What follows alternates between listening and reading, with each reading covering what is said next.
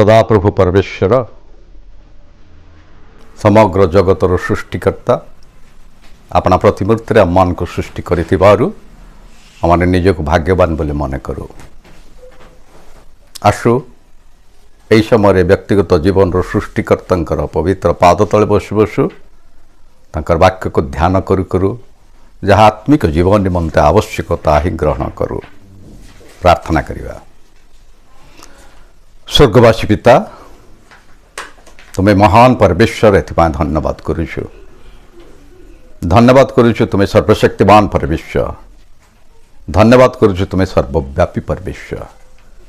धन्यवाद करुछु प्रभु आमनकर व्यक्तिगत जीवन में तुम्हें मुक्ति करिछ पापरु एथिपाई धन्यवाद करुछु। सुंदर सुजोग देइछ तुम पवित्र पाद तले बसिबा पाए बसु बसु तुम वाक्य को ध्यान करिबा पाए ध्यान करू करू जहाँ आत्मिक जीवन निमंते आवश्यकता ही ग्रहण करिवो एथि निमंते मन को कृपा कर। आज समस्त सेवार आरंभ समाप्त पर्यंत सहवर्ती परमेश्वर हुआ यीशु नाम रे मागुछु आमेन। प्रभुंकर पवित्र वाक्यरू किछि माने पढ़िबा तापर किछि समय माने ध्यान करिबा जहाँ माथ्यू लिखित सुसमाचार 21 अध्याय 10 पद। माथ्यू लिखित सुसमाचार 21 अध्याय 10 पद ए प्रकार लिखा जाए आउ से जेरुसलाम रे प्रवेश करते नगर जाक ए किए बोली चहल पड़गला। सेथिरे लोकसमूह कहिले ए गालिलीस्थ नाजरेतर भाववादी यीशु। अंश उपर प्रभु आशीर्वाद करंतु। अल्प समय किसी विषय माने चिंता करिबा। अनेक विषय माने चिंता करी आसीछु। आज शुभ मुहूर्त रे प्रभु मन को सुजोग देइछन्ति। 10 पदर लिखा जाए यीशु जेतले जेरुसलाम को जाउछन्ति एते गहली चहल पड़गला। ए प्रकार भाव ए किए गध पिटरे आसुचंती ए किए अल्प समय मैंने चिंता करिबा। यीशु ईश्वर मनुष्य रूप पृथ्वी पृष्ठ को आसिले पितांकर समस्त व्यवस्था को सफल करने पाए आसु आसु ईश्वर शक्ति द्वारा समस्त कार्य कले जेपरिकी हजि जाइथिबा आत्मा पापरे हजि जाइथिबा आत्मा गुड़ को रक्षा करबा निमंते ए पृथ्वी पृष्ठ को आसिले विशेष भाव में शैतानर समस्त कार्य को विनाश करिवे मनुष्य को अनंत जीवन देवे। ईश्वर उद्देश्य एथि निमंते से मनुष्य रूप में पृथ्वी पृष्ठ को आसिले। वर्ष वर्ष धरी जगत पृष्ठ रहिले अनेक शक्तिर कार्य करी पिता ईश्वर को महिमान्वित कले। समस्त कार्य समाप्त पोरे शारीरिक जीवन शेष सप्ताह रे जहाँ की व्यवस्था सफल करवा निबंधे लिखा जाए जिखरी पुस्तक 9 अध्याय 9 पद लिखा जाए कौन लिखा जाए से विजय यात्रा करुचंते गोटे गर्दभी शावक ऊपर बसी अनेक प्रशंसा करुचंती जो माने एई जगत रे यीशु थिबा समय अनुग्रह पाइले आशीर्वाद पाइले मंगलदान पाइले से माने उच्च स्वर रे कहउचंती होशाना दाऊद संतान जे आसु अछंती से धन्य। एक विजय यात्रा से करुचंती पाप रूप बंधन रु मुक्त करिबा पाए कि प्रकार भाव रे ना गर्दभी शावक यीशु शिष्य मान को कहते तुम जाओ ये सम्मुखस्थ गोटे ग्राम को जाओ गर्दभ शावक बंधा देइथिबो ताको खोलिबो खोलिकी आनिले मु सेठारे बसिकी जेरुसलाम को जीवे। जदि कहीं किछि कहिबे काहे कि फिटाऊ अच्छ गर्दभी शावक को तेबे कहिबो यांक ठारे प्रभुंकर प्रयोजन अछि। आओ जिते बेले कि फिटा गला पोरे प्रभु व्यवहार करुछंती गर्दभी शावक को जगतर समस्त प्रकार अभिलाष गोटे मनुष्य को बांधी देइछि मानसिकतार जीवन गोटे मनुष्य को बांधी देइछि अधर्म बांधी देइछि शारीरिक इच्छा अभिलाष मनुष्य को बांधी देइछि जो पर्यंत प्रभु मुक्त करिवे नाही से पर्यंत आमे प्रभु को निबंधे जगत निबंधे व्यवहार ही पारिबु नाही बंधनरु मुक्त कला पर सदाप्रभु परमेश्वर व्यवहार करिवे एपरिकी पुरातन नियम को जदि आमे चलीबा मौसा को कहले मौसा तुम हाथ कौन अच्छे ना शुष्क जष्टि अच्छे ताको तले पका तले पकेले जीवंत सर्प है वर्ष वर्ष धरी सदाप्रभुंकर जष्टि को व्यवहार कले दीर्घ 40 वर्ष धरी शुष्क जष्टि जिते ईश्वर ऐसी शक्ति आम व्यक्तिगत जीवन को आसे आम शक्तियुक्त होता प्रभु निमंत व्यवहार होता रूपहीन काक को प्रभु व्यवहार कले सकाळ संध्या एलियन पाखक जाई रोटी आ मांस नहीं करी देले पितरंकर काठ पटार नौका को सदाप्रभु परमेश्वर पुत्र यीशु ख्रीष्ट व्यवहार कले या धर्मशास्त्र प्रकाश करे जितेबले आम जीवन को प्रभु हाथ दौ सदाप्रभु परमेश्वर बंधन मुक्त कर व्यवहार करि आमे वर्ष वर्ष धरी प्रभुंकर सेवा करि थाओ आराधना करि थाओ आमको जानिबार दरकार पाप रूप बंधन अभिलाष रूप बंधन मानसिकता रूप बंधन मुक्त होइछु तो जगतरु मुक्त न हेले शैतान समस्त प्रकार चिंता अभिलाषरु मुक्त न हेले सदाप्रभु परमेश्वर व्यवहार करिवे नाही से राजा भाव आसुचंदे तांकर कौनसी सिंहासन नथिला मात्र हृदय रूप सिंहासन रे बसी से आम्हान को परिचालित करिवे प्रेमिक राजा भाव से आसुचंदे ए राजा को अनेक जानिले नाही तेणु निकटवर्ती हेबा समय पचारुछन व्यक्ति किए ए किए एते सम्मान सहित आसुचंते अनेक बहुमूल्य लुगा पकई दौचंते डाल सब काटी बिछई दौचंते तेबे व्यक्ति किए ए व्यक्ति से आत्मिक जीवन राजा जो राजा को ग्रहण कले समान जीवन सार्थक है द्वितीय विषय मुझे आपण मानक कहबी ए व्यक्ति से लोकलिखित सुसमाचार तार 7 अध्यायर 49 पदरे प्रकार भाव लिखा जाए फारूसी गृह रे बसिछन्ति जीशु शिष्य माने से गाँव एक पापिष्टा स्त्री आसिले पाद पाखे बसिले आपनार जीवन को आपनार कार्य को संपूर्ण रूपे समर्पण कले से कहले मोर कार्य हेतु समाज मत ग्रहण करे नाही लोक माने ईर्षा करते हिंसा करते पापर भयंकरता विषय से जानिले यीशु पवित्र पाद तल को आसी कांदुछन्ते लेखा जाए रोदन करू करू मस्तकर केशरे तांकर पाद को पोछि दउछन्ते तापर ए प्रकार भाव में कहउछन्ते जे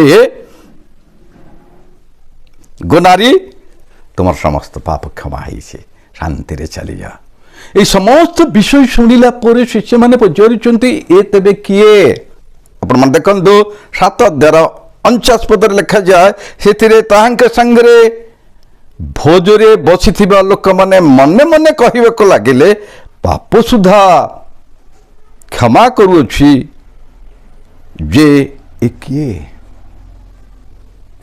पुरातन नियम पशु बलि पक्षी बलि दौले निज निज पाप रु मुक्त पाइबा पाए प्रभु कहले ना एक निखुंत मेषशावकर रक्त आवश्यक जहाँकि समस्त पाप को क्षमा कर पारे शिष्य माने जानी पारे नहीं दीर्घ वर्ष पर्यंत तांकर सहित रहिले अनेक अनेक शक्तिर कार्य को देखिले मात्र पाप क्षमाकारी ईश्वर ए किए समस्त प्रकार पाप को क्षमा करि पारंती पृथ्वी रे एकमात्र सदाप्रभु परमेश्वर जे जगतर सृष्टिकर्ता जे तांक ठारे विश्वास करे जे आखिर लुह देई अपना जीवन समस्त अपराध को स्वीकार करे प्रभु नितांत क्षमा करने को प्रस्तुत जे प्रभु को पाख को जाए प्रभु ताको सांत्वना दियंती शांति दियंती पाप क्षमार अनुभूति दियंती समस्त कष्टरू मुक्त करते एपरिकी 12 वर्षर प्रदर रोगाग्रस्त स्त्री प्रभु को पाख को गले झुंपा छुईले संपूर्ण रूपे से अनुभव करुछंदी मो जीवन समस्त समस्या को प्रभु मुक्त करि पारले व्यक्तिगत जीवन रे अनुभव करबा नितांत आवश्यक पापिष्ठा स्त्री पाप रूप रोगरू मुक्त हेले से अनुभव करुछंदी जीवन रे जो समस्त आनंद अनुभवी सिना जाने अनुभवर कथा 38 वर्षर पक्षाघात रोगी को प्रभु सुस्थ कले प्रथमे रोग को सुस्थ कले तापरे शारीरिक भाव रे ताको मुक्त करी कहले खटिया धरिक चला तेबे प्रश्न ए व्यक्ति से जे कि आमनकर व्यक्तिगत जीवन पाप क्षमाकारी यीशु ख्रीष्ट एकमात्र सत्य जीवित परमेश्वर अच्छी जगतर समस्त पाप को क्षमा करि पारन समस्त प्रकार पाप को क्षमा करि पारंती व्यक्तिगत जीवन रे क्षमाकारी यीशु ख्रीष्ट को जानिबा नितांत आवश्यक तृतीय विषय आपण मन कहबी मु लोकलिखित सुसमाचार तार 9 अध्याय 9 पद लिखा जाए कौन लिखा जाए आम टिके पढ़ा लोक पुस्तक तार 9 अध्याय 9 पद लिखा जाए यीशु जेतेबेले कि जीवनर शेष मुहूर्त समय विभिन्न प्रकार समस्या मध्य दे गति करुछंदी अनेक अनेक शक्तिर कार्य मध्य सप्ताह मध्य करिछंदी यीशु को पाखको अनेक आसिले सुस्थ हेले आ यीशु जाउछंदी हेरोद राजा पाखको जेहेतु सेही समय रे सामंत राजा हेरोद थिले पिलातो तांको पठाई देले से कहउछंदी शक्तिर कार्य तो मु सुनिछि ए किए आपण मन देखंतु 9 पदरे लिखा जाए लोक पुस्तक 9 पदरे देखा जाए लिखा जाए किंतु हेरोद कहिले योहनक मस्तक आंबे तो छेदन करियछु मात्र जहांक विषय रे आंबे ए प्रकार कथा सुनोछु ए किए आउ से ताहांकु देखिबा निमंते चेष्टा करुथिले हेरोदंकर एरिया मध्य यीशु थिले अनेक अनेक शक्तिर कार्य करुथिले हेरोद गोटे महाराजा पद अच्छी सम्मान अच्छी राज्यर राजा डाकिकी कथबार्ता करि पारि थांते मात्र ना सुजोग पाइले नाही यीशु जेतले तांको पाखको जाउछंती अनेक विषय रे पचारुछंती अनेक शक्तिर कार्य देखिबा निबंध इच्छा प्रकाश करुछंती मात्र यीशु करू नाहंती काहे कि से विचारकर्ता नाम रे नामित भाव रे ठियाई थिले कारण हेरोद राजा गोटे व्यभिचारी थिले भाईर स्त्री को से आनी उपभोग करिथिले भूल कले एई कथाटा जेतेबेले कि डुबक जोहन कहिले ताको बंदी करिदेले आजिकल सत्य कथा कहले लोके पसंद करती ना व्यभिचार कले बंदी कले पुणी लेखा जाए जेतेबेले कि जन्मदिन आसिला झिया नाचिले माँ कथा शुणे कौन कले संपूर्ण रूपे डुबोचन को हत्या भी करदेले गोटे पाप अनेक पाप करने निमंते शैतान सुजोग दे थाए केवल हत्या करदेले ताहा नुह ए हत्याकारी केवल ताहा नुह लेखा जाए पिलातो आउ यीशु को हेरोद षड्यंत्र कले या के धर्मशास्त्र प्रकाश करे। हेरोद राजा पिलात यीशुଙ୍କ निकटवर्ती हेबा पूर्वरु समान षड्यंत्र करुथिले जेपरिक यीशुଙ୍କୁ हत्या करा जिवो। अनेक लोक यीशुଙ୍କ ठारे विश्वास करुछन्ते बोली से माने निजर स्वार्थ रे बाधा आसुची बोली षड्यंत्र करुछन्ते। ए व्यक्ति से जे कि विचारकर्ता नाम नामित से समय जदि धर्मशास्त्र अनुसार केता संहिता पुस्तक 66 गीतर 18 पद लिखा जाए जो माने हृदय मध्य ईर्षा हिंसा विवाद कूट कपट रखी प्रार्थना करते प्रभु तांकर प्रार्थना शुणती नाही। हेरोद राजा अनेक प्रश्न पचारे मात्र कथोपकथन करें ना। यीशु निजे ता विवेक द्वारा से जानू से कौन करी कि प्रकार से जीवन काटुची लोके कि प्रकार भाव में देखुं गोटे पदवी पाइला पहले जदि जीवन को से विचारकर्ता आगे समर्पण कर दी था नितांत भाव में प्रभु क्षमा करते कथा कही जाके लिखा जाए गीत संगीता 17 अध्याय प्रथम पद देखा जाए निष्कपट उत्साह जे प्रार्थना करते सदाप्रभु परमेश्वर से प्रार्थना को ग्रहण करिथांती। मनुष्य जीवन रे अनेक अच्छी हृदय मध्य कुचिंता कुभावना ईर्षा हिंसा विभिन्न प्रकार जहा कि निज विवेक जाने जीवन सृष्टिकर्ता ही जानती। तेणु यीशु केवल राजा भाव में नुह यीशु एक पाप क्षमा भाव में ईश्वर नुहत यीशु एक विचारकर्ता भाव में ठिया शेष विषय कहवाक चाहे मार्क पुस्तक तार 4 अध्याय 35 रु 41 पद लिखा जाए यीशु शिष्य माने सकाल ठारू संध्या पर्यंत विभिन्न स्थान को गले प्रचार कार्य कले अनेक शक्तिर कार्य करी अन्यमानकर आशीर्वाद कारण पिता निकटवर्ती करथिले। एपरिकी लेखा जाए स्वस्थ भाव में अनेक शक्तिर कार्य करू करू पिता परमेश्वर को महिमान्वित करू करू पिता जहा पसंद करती यीशुଙ୍କ ठारे पुत्रଙ୍କ ठारे ता ही करुछन्ते। सकाल ठारू संध्या पर्यंत सुसमाचार प्रचार करू करू जेतले फेरुछन्ते एक बतास एक झड़ आसिला नौका को टळमळ कर दौरान पितर जगन याकूब आंद्रे एमाने पोखत केउट माने से माने कहिले आमे यीशु को उठेइबा नाही। दिन सारा प्रचार करिसंती शक्तिर कार्य करिसंती टिके विश्राम करंदो से माने कात भिड़ी के नेउछंदे आउ पारी पारले नै बेलकु बेल नौकार पानी पिछिक लागिला। तापर कोन हला तापर शिष्य माने कहउचंती हे गुरु आमे मल्लू आपण कौन चिंता नहीं। यीशु ख्रीष्ट उठिले पवन को धमक देले तुनि चुप कर हे झड़। जने मनुष्य को चुप कराए पवन आ झड़ मध्य शैतान समस्त कार्य को देखिले शैतान चिंता कले कृष्ण को जेपरिक न जानती यीशु ख्रीष्ट परित्राण कार्य न हुए एथि बंदे झड़ मध्य मु संपूर्ण मारिदेवी। मात्र यीशु कहले हे झड़ हे बतास हे पवन तुनि चुप कर। ये स्वस्थ भाव में लिखा जाए कौन लिखा जाए मार्क पुस्तक तार 4 अध्याय लिखा जाए 41 पदरे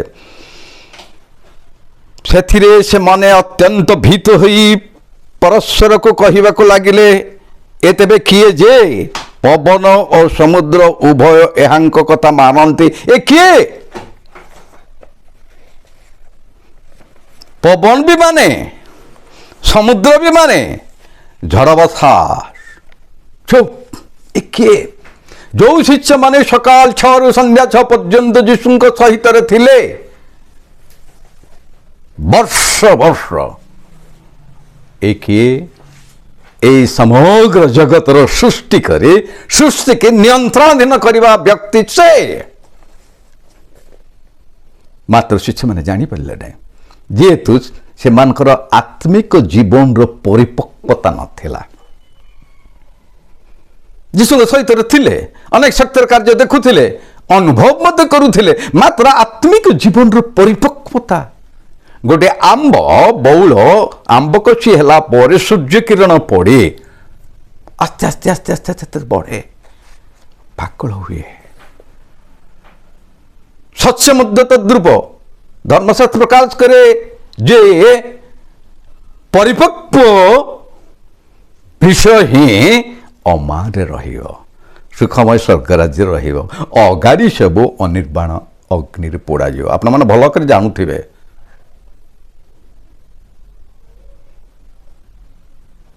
ଅମାରେ ରହିବାକୁ ହେଲେ ନିତାନ୍ତ ଭାବରେ ଆତ୍ମିକ ଜୀବନର ପରିପକ୍ୱତା ମାନଙ୍କ ଆବଶ୍ୟକତା ପଡ଼େ। ପ୍ରଭୁଙ୍କ ଠାରେ ବିଶ୍ୱାସ କରିଦେଲେ ପରିପକ୍ୱ ଜୀବନ ନୁହଁ, କିମ୍ବା ମାସରେ 4ଟା 5ଟା ରବିବାର ଦିନ ଗିର୍ଜା ଗଲେ ଆତ୍ମିକ ଜୀବନ ପରିପକ୍ୱତା ହୁଏ ନାହିଁ। ସୂର୍ଯ୍ୟ କିରଣ ପଡ଼ି ଉତ୍ତାପ ପଡ଼ି ଖ୍ରୀଷ୍ଟଙ୍କ ଠାରୁ ଆତ୍ମିକ ଜୀବନ ରେକ୍ଟିଫାଇ ହେଇ ପରିପକ୍ୱତା ହୁଏ। ପବିତ୍ର ହେଲା ପରେ ସିଦ୍ଧ ହୁଏ। ଏହି ସିଦ୍ଧ ବିଷୟ ଅମାରରେ ରହିବ। ବିଶ୍ୱାସୀର ଲକ୍ଷ୍ୟ, ମନୁଷ୍ୟର ଲକ୍ଷ୍ୟ ଏହି ଜୀବନ ଅନ୍ତେ ଅନନ୍ତ କାଳ ପର୍ଯ୍ୟନ୍ତ ପ୍ରଭୁରେ ରହିବ। ଏ ଈଶ୍ୱରଙ୍କ ଇଚ୍ଛା। ଏଥିରେ ମଧ୍ୟ ଏହି ପୃଥିବୀ ପୃଷ୍ଠକୁ ପ୍ରଭୁ ଯୀଶୁଖ୍ରୀଷ୍ଟ ଆସିଥିଲେ, ଯାହାକି ଲେଖାଯାଏ ଜନ ପୁସ୍ତକ ତାର 17 3 ପଦରେ, ପ୍ରେରିତ ଯୀଶୁଖ୍ରୀଷ୍ଟଙ୍କୁ ଜାଣିବା ହିଁ ଅନନ୍ତ ଜୀବନ ଅଟେ। ଆଜି ଲୋକେ ଅନେକ ବିଷୟରେ ଜାଣିଲେ, ଯୀଶୁଙ୍କ ବିଷୟରେ ମଧ୍ୟ ଜାଣିଲେ, ଅନନ୍ତ ଜୀବନ ନାହିଁ। ବିଷୟରେ ଜାଣିଲେ ଅନନ୍ତ ଜୀବନ ନାହିଁ। ସୃଷ୍ଟିକର୍ତ୍ତାଙ୍କୁ ଜାଣିଲେ, ବ୍ୟକ୍ତିଗତ ଭାବରେ ଅନୁଭବ କଲେ ଅନନ୍ତ ଜୀବନ। ସେ ଅନନ୍ତ ଜୀବନ ଯଦି ପାପକ୍ଷମାର ଅନୁଭୂତି ନାହିଁ, ପରିତ୍ରାଣର ଅନୁଭୂତି ନାହିଁ, ତ ସେ ବିଚାରକର୍ତ୍ତା। ବିଚାର ଦିନ ଆସିବା ପୂର୍ବରୁ ବିଚାରକର୍ତ୍ତାଙ୍କର ସମ୍ମୁଖରେ ବା ବିଚାରକର୍ତ୍ତାଙ୍କ ଠାରେ ନିଜକୁ ସମର୍ପଣ କରିବା ନିତାନ୍ତ ଆବଶ୍ୟକ। ତାହେଲେ ମଣିଷ ଜୀବନର ଅର୍ଥ, ମନୁଷ୍ୟ ଜୀବନର ସମସ୍ତ ବିଷୟକୁ ସେ ଉପଲବ୍ଧି କରିବ। ଅର୍ଥକୁ ବ୍ୟକ୍ତିଗତ ଜୀବନରେ ଗ୍ରହଣ କରିବ। ମଣିଷ ସମସ୍ତ ଜଡ଼ ଜଗତ, ଉଦ୍ଭିଦ ଜଗତ, ପ୍ରାଣୀ ଜଗତ ମଧ୍ୟରେ ମନୁଷ୍ୟ ଶ୍ରେଷ୍ଠ। ଏ ଶ୍ରେଷ୍ଠ ମନୁଷ୍ୟ ସୃଷ୍ଟିକର୍ତ୍ତାଙ୍କର ପରିଚୟ ପାଉ। ଏଥିରେ ବନ୍ଦେ ସଦାପ୍ରଭୁ ପୃଥିବୀପୃଷ୍ଠକୁ ଆସିଲେ ଯେ କେହି ତାହାଙ୍କୁ ବିଶ୍ୱାସ କରେ ଅର୍ଥାତ୍ ଗ୍ରହଣ କରେ, ସେ ଅନନ୍ତ ମୃତ୍ୟୁରୁ ରକ୍ଷା ପାଇ ଅନନ୍ତ ଜୀବନ ପାଏ। ପ୍ରଭୁ ଆମମାନଙ୍କୁ ସାହାଯ୍ୟ କରନ୍ତୁ। ଜୀବନର ବ୍ୟକ୍ତିଗତ ଜୀବନର ସୃଷ୍ଟିକର୍ତ୍ତାଙ୍କୁ ଥରେ ଆମମାନେ ଜାଣିବା ଦରକାର। ଥରେ ଜାଣି ତାଙ୍କର ସହିତ ସୁସମ୍ପର୍କ ସ୍ଥାପନ କରିବୁ, ଯେପରିକି ମଣିଷ ଜୀବନ ସାର୍ଥକ ହେବ। ଏହି ଜୀବନ ଅନ୍ତେ ଅନନ୍ତ କାଳ ପର୍ଯ୍ୟନ୍ତ ପ୍ରଭୁରେ ରହିବୁ, ଯେଉଁଠାରେ ଦୁଃଖ ନାହିଁ, ଅଭାବ ନାହିଁ, ସମସ୍ୟା ନାହିଁ, ହାହାକାର ନାହିଁ। ଏ ପ୍ରକାର ଏକ ରାଜ୍ୟକୁ ନବା ନିମନ୍ତେ ସଦାପ୍ରଭୁ ପରମେଶ୍ୱର ଆମମାନଙ୍କଠାରେ ଇଚ୍ଛା ପ୍ରକାଶ କରିଥାନ୍ତି। ଯେହେତୁ ଈଶ୍ୱରଙ୍କ ପ୍ରତିମୂର୍ତ୍ତିରେ ଆମମାନେ ସୃଷ୍ଟି, ପ୍ରଭୁ ଆମମାନଙ୍କ ମା ପେଟରୁ ବର୍ଷ ବର୍ଷ ଧରି ପ୍ରେମ କରି ଆସୁଛନ୍ତି। ସମସ୍ତ ପ୍ରକାର ରୋଗ, ବ୍ୟାଧି, ଦୁର୍ଘଟଣା, ବିପଦ, ସମସ୍ୟାର ମଧ୍ୟ ଦେଇ ରକ୍ଷା କରନ୍ତି। ଅନ୍ତତଃ ତାଙ୍କୁ ଜାଣିବା ଅନନ୍ତ ଜୀବନ। ପ୍ରଭୁ ଆମମାନଙ୍କୁ ଏହି ଦିନମାନଙ୍କର ଆଶୀର୍ବାଦ କରନ୍ତୁ, ଯେପରିକି ପ୍ରଭୁ ଆମମାନଙ୍କର ପାରିବାରିକ ଜୀବନକୁ, ଆମମାନଙ୍କର ଦେଶର ଜୀବନକୁ, ସମାଜର ଜୀବନକୁ, ମାଣ୍ଡଳିକ ଜୀବନକୁ ସୁରକ୍ଷା କରନ୍ତୁ। ମଧ୍ୟ ନିତ୍ୟ ବ୍ୟକ୍ତିଗତ ଜୀବନରେ ଏକ ସମର୍ପଣର ଜୀବନ କାଟୁ। ପ୍ରଭୁ ଆମମାନଙ୍କୁ ଆଶୀର୍ବାଦ କରନ୍ତୁ। ଆସ ମାନେ ପ୍ରାର୍ଥନା କରିବା। ପ୍ରଭୁ ତୁମର ଧନ୍ୟବାଦ କରୁଛୁ, ତୁମର ଉପସ୍ଥିତି ପାଇଁ, ତୁମ ପବିତ୍ର ବାକ୍ୟ ପାଇଁ ଧନ୍ୟବାଦ କରୁଛୁ। ଜୀବନର ଶେଷ ନିଶ୍ୱାସ ପର୍ଯ୍ୟନ୍ତ ସୃଷ୍ଟିକର୍ତ୍ତାଙ୍କର ସହିତ ଜୀବନ କାଟୁ କାଟୁ ଏହି ଜୀବନ ଅନ୍ତେ ଚିରଦିନ ନିମନ୍ତେ ତୁମର ସହିତ ରହିବୁ। ଏହା ହିଁ ଆମମାନଙ୍କର କାମ୍ୟ ହଉ। ଯୀଶୁଙ୍କ ନାମରେ ମାଗୁଛୁ, ଆମେନ୍।